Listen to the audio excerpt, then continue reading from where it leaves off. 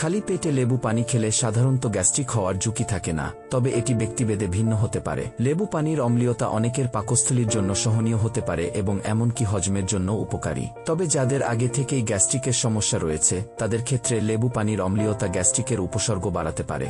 আসুন জেনে নিই লেবু পানি খাওয়ার উপকারিতা ও যাদের জন্য লেবু পানি ক্ষতিকর। লেবু পানি খাওয়ার উপকারিতা।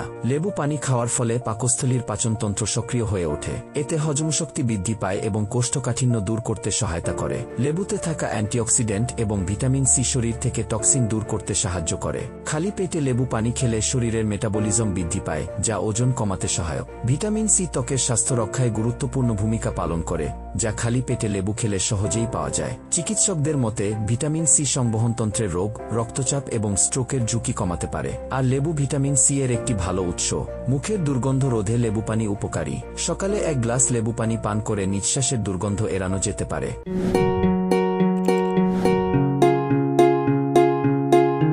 লেবু পানি যাদের জন্য ক্ষতিকর হতে পারে। যাদের অতিরিক্ত অ্যাসিডিটি আছে তারা লেবু পানি এড়িয়ে চলুন, কারণ লেবুতে থাকা অম্লীয় উপাদান গ্যাস্ট্রিক ও অ্যাসিডিটির রোগীদের জন্য ক্ষতিকর হতে পারে। যারা নিয়মিত দাঁতের ব্যথা ও অন্যান্য সমস্যায় ভোগেন তারা লেবু পানি এড়িয়ে চলুন, কেননা লেবুর অ্যাসিড দাঁতের এনামেলকে ক্ষতিগ্রস্ত করতে পারে। যদি লেবু পানি পান করেনি, পান করার পর মুখ ভালোভাবে ধুয়ে ফেলুন।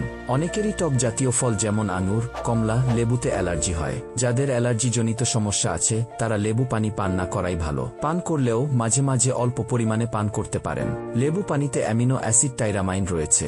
যাদের মাইগ্রেনের সমস্যা রয়েছে তাদের মাইগ্রেনের ব্যথা বাড়াতে পারে অ্যামিনো অ্যাসিড টাইরামাইন উপাদানটি। লেবু পানি পান করলে আপনার মাইগ্রেনের ব্যথা শুরু হলে তা পান করা বন্ধ করুন।